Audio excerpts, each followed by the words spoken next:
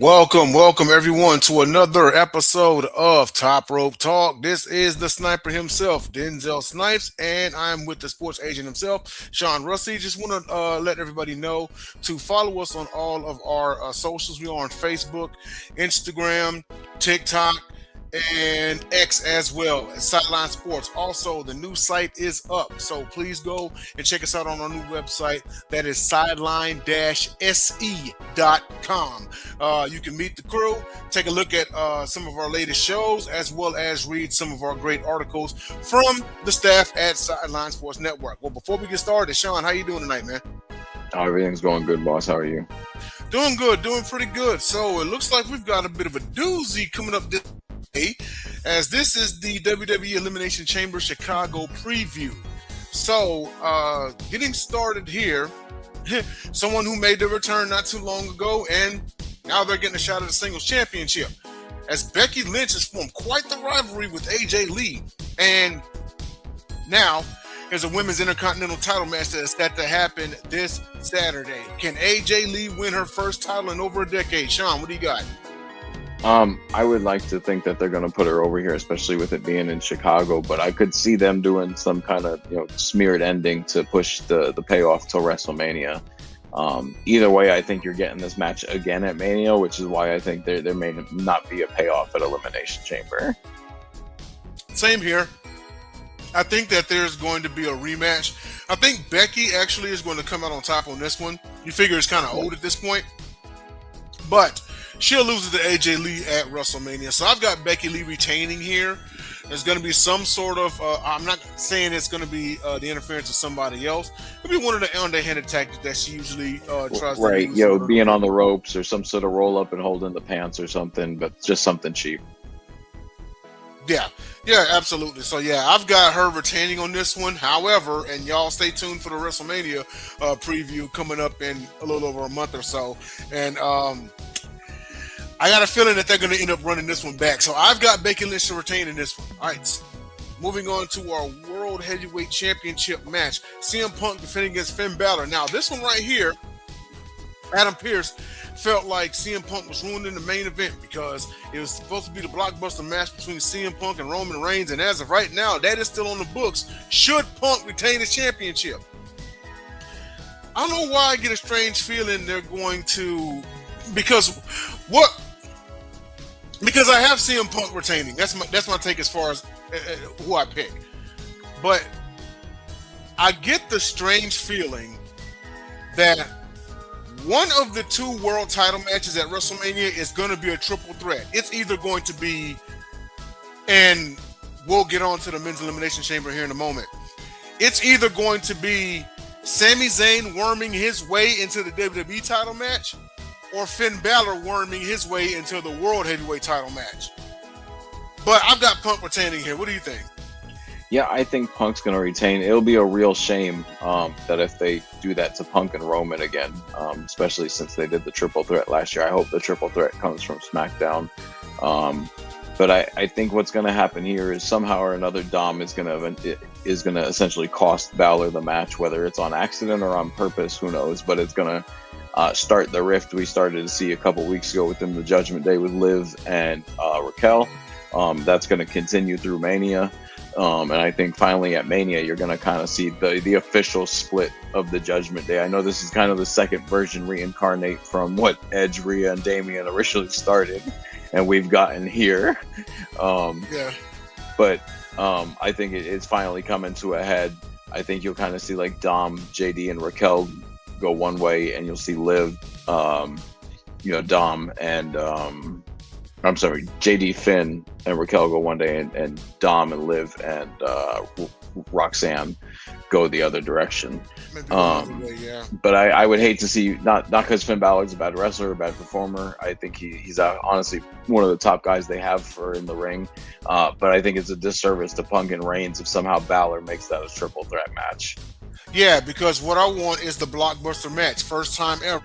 Reigns won. And I understand what they're doing storyline wise, saying, "Oh my God," So you got to sell it like he's got a chance to lose. But I think you and I both know whether it's Judgment Day or clean, Punk is keeping the title on Saturday.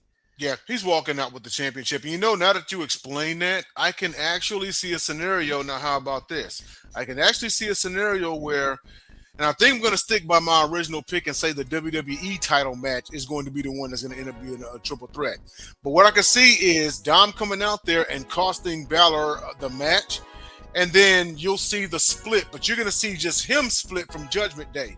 Then Finn Balor will say, well, you know what? How about this? Last year at WrestleMania, you sneaked up and you pinned me to win the Intercontinental Championship. How about putting that belt against the line on me at the same event?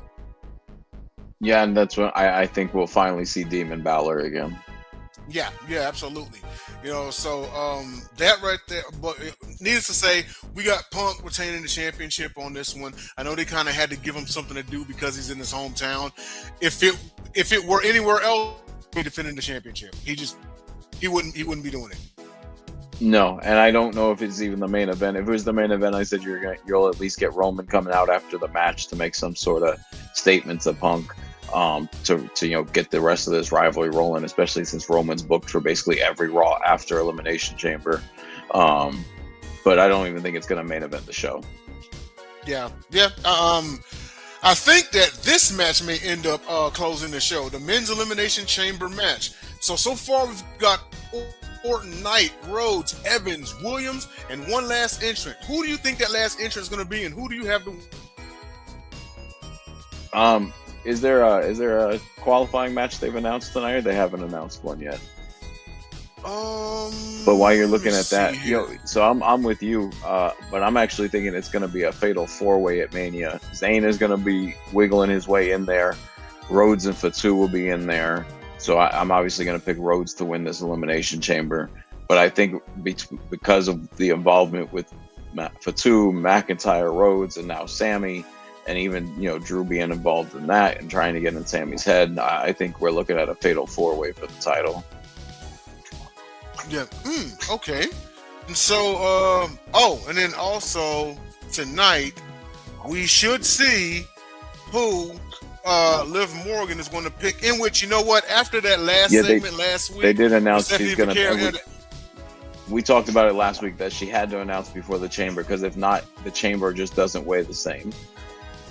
It doesn't weigh the same, exactly. So, also after that segment we saw where Vaquer kind of made Liv cry and everything, she's gonna pick Vaquer. It's all but done at this point. She's gonna pick Stephanie Vaquer. Yeah, 100%. Okay, so here we go. On Raw tonight, the men's Elimination Chamber qualifying match is going to be Bronson Reed, Jey Uso, and the original El Grande Americano. So I think obviously we're going to have Masked Man interference on Reed. So I think we may see Uso advance to the Chamber here. Okay then. And you know what? But Jey Uso was originally in a qualifying match, wasn't he? Yeah, but I think didn't Damian Priest also get 2 qualifying shots on SmackDown? So he won't be the first one to get a second opportunity or a last chance qualifying match. Yeah. Okay. So, all right. So, and then as far as you said you got Rhodes. I've got Rhodes pulling it off somehow or another, because like I said, I think we've got a fatal 4-way coming in Mania. Huh? Okay, interesting. But if there's a fatal 4-way, okay then. And who'd you have as the 4th entrant other than Zayn? Fatu, Rhodes, McIntyre, and Zayn. Fatu, okay. Interesting. Okay then. There had to be a series of events that happened, and we got plenty of time before WrestleMania, so we'll see what happens. But yeah, I just don't foresee WrestleMania being 2 one-on-one world title matches. And I think it's the WWE title match that's going to be either a triple threat or a fatal 4-way, like you said. Yeah, based on the storyline, it makes more sense. Like I said, it would be a real shame to all of a sudden surprise us all and Balor lost because we didn't see his foot was under the rope and now he's got claim to a rematch. Like, it would just be horrible. Yeah, understandable on that one. So, Women Elimination Chamber. We got Stratton, Ripley, Bliss, Asuka. The surprise win from Kiana James last week. And the last entrant now, I'm pretty sure that the last entrant they're gonna have the last qualifying match on SmackDown. But who do you think the last entrant will be, and who you got to win? Um, I'm not sure about the last entry, but I think Rhea is going to come out on top here and eventually go on to face Jade here. I think a lot of people want to see that match. Um, and I think Alexa and Charlotte are going to, I think we're quietly been planting little bird seeds that there's going to be a split coming here between the two of them. And I don't know if she'll purposely somehow get involved in the chamber if the doors open again, like last time when Naomi got attacked. But I think somehow Charlotte will end up, distracting Alexa or costing Alexa her spot, her getting pinned in the chamber, which will lead to their match at WrestleMania. Okay. Oh, interesting. Okay, I'm gonna see.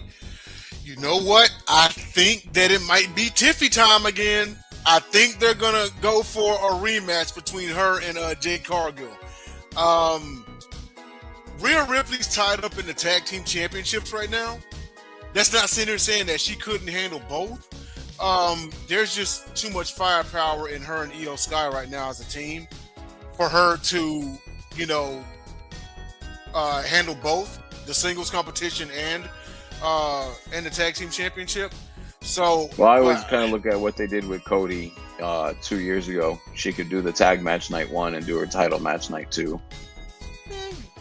True, but what I was alluding to was, what if she were to win the WWE Championship, right? Yeah, and then I think eventually, way down the line, obviously, I think you'll see Rhea go back to a heel, and it sets up for a huge match between her and Io, obviously. But you're talking years that I think before you see them kind of not be friends on screen. Right. Okay. I mean, they're just, like I said, they're too much of a firepower right now. They're arguably they're the champions, but they're arguably the best tag team, like in the tag. The only thing that worries me about that is we seem to switch the tag team titles every couple of months without a lot of reason. So it does worry me that anyway, even on the men's side, we do the same thing. Yeah. There has to be more put into the tag division than there has been. The worst thing you want to do is treat those titles as an afterthought. Right, because and we've seen it before where, like, say Rhea wins this and she's going towards WrestleMania and they've got a tag title match beforehand and her competitor comes out, costs them the titles. Right.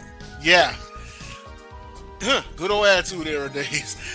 But we'll move on to our next segment, and it's Sean's segment. This is Sean Russey's Enter the Vault. So, Sean, take it away with the first one.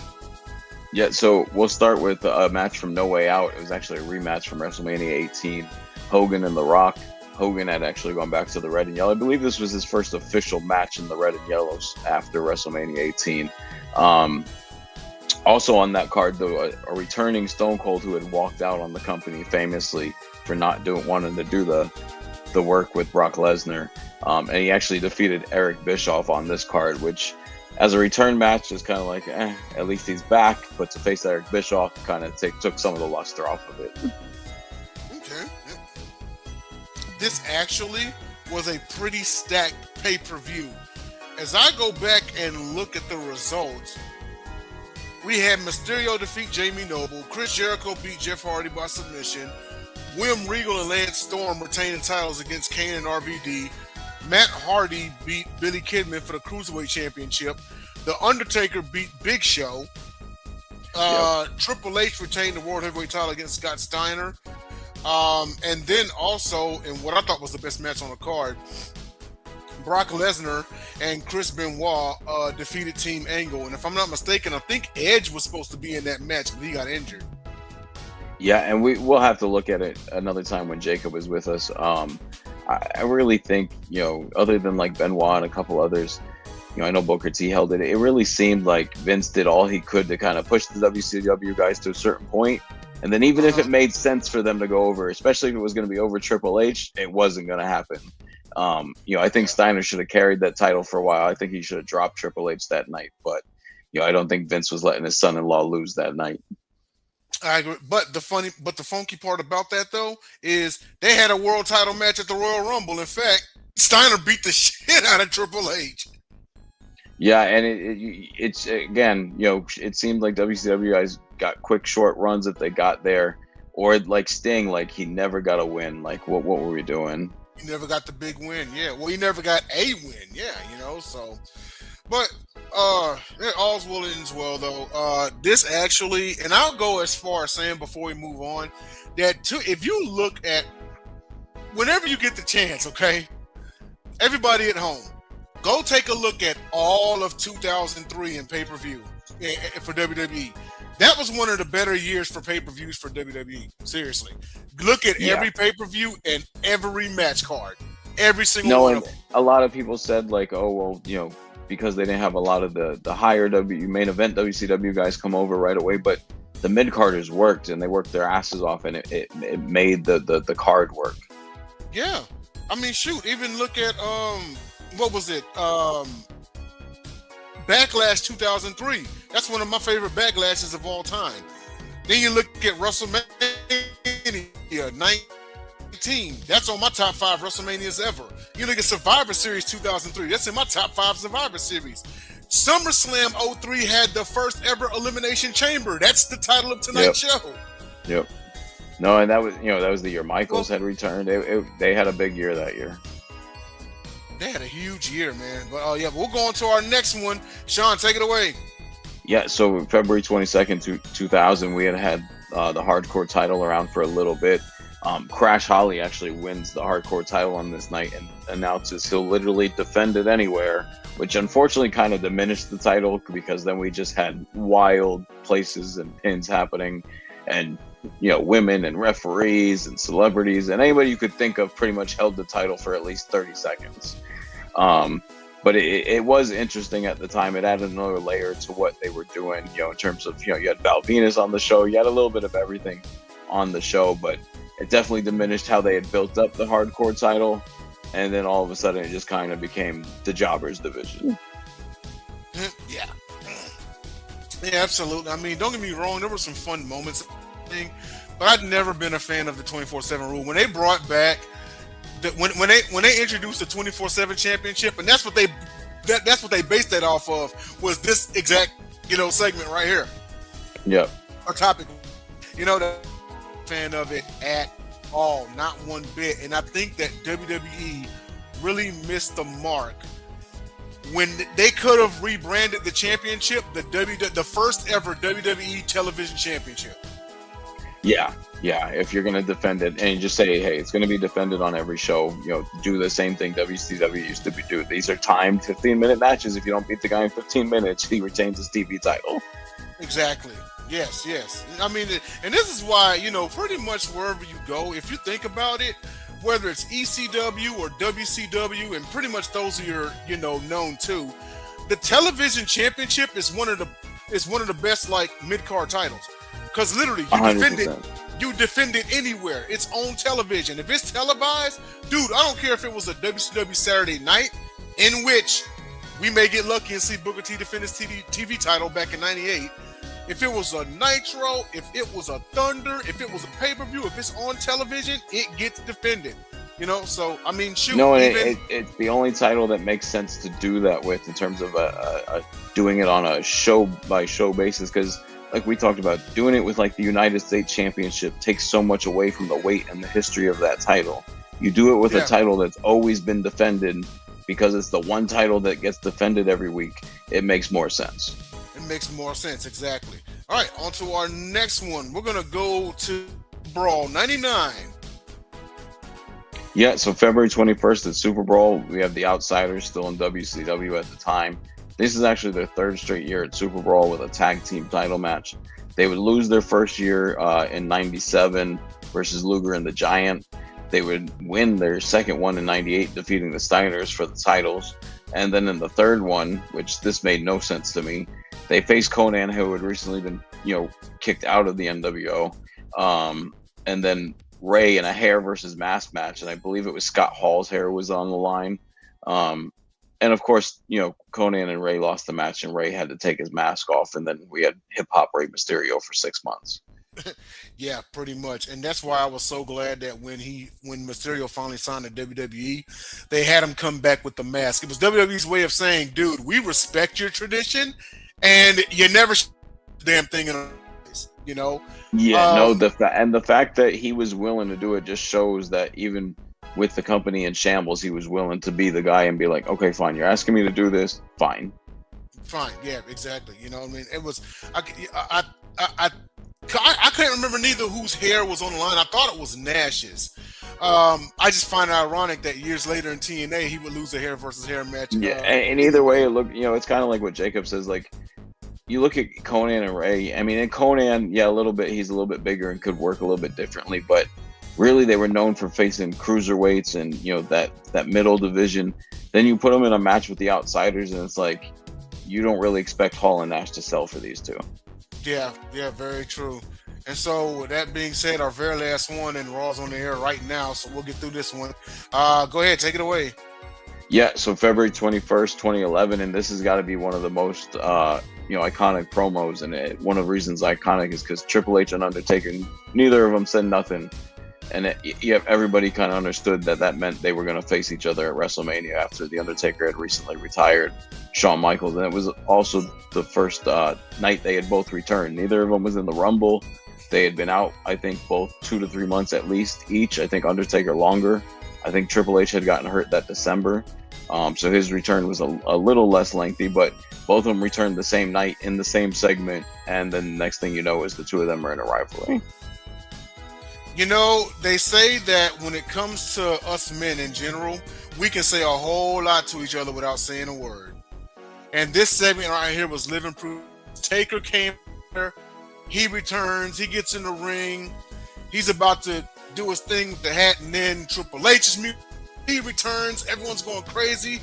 They both get in the ring, they stare each other down. They both look at the WrestleMania sign, and then Undertaker looks at Triple H and he hits the knife to throat, and Triple H answers, "Suck it." And it was on from that point on. That was an awesome match at WrestleMania as well. In fact, I had it as the best match of the card. Yeah, no, I mean, Taker, and between what he did with Michaels and Triple H in that, was it 4 or 5 year span? I mean, all those matches, I think, really stole those shows on consecutive years. Yes, it's absolutely. You figure there's that one, and then there was his one. Well, he had back to back against Michaels, and then he had back to back against Triple H. But all 4 of those years they were fire matches. So, but that is our show, ladies and gentlemen. Raw's Wars on the air right now. Gunther's talking trash about somebody. But follow us on all of our socials, and don't forget sideline-se.com. Check us out. So. Agent himself, I am the sniper, Denzel Snipes. We will see you next week for Elimination Chamber Recap.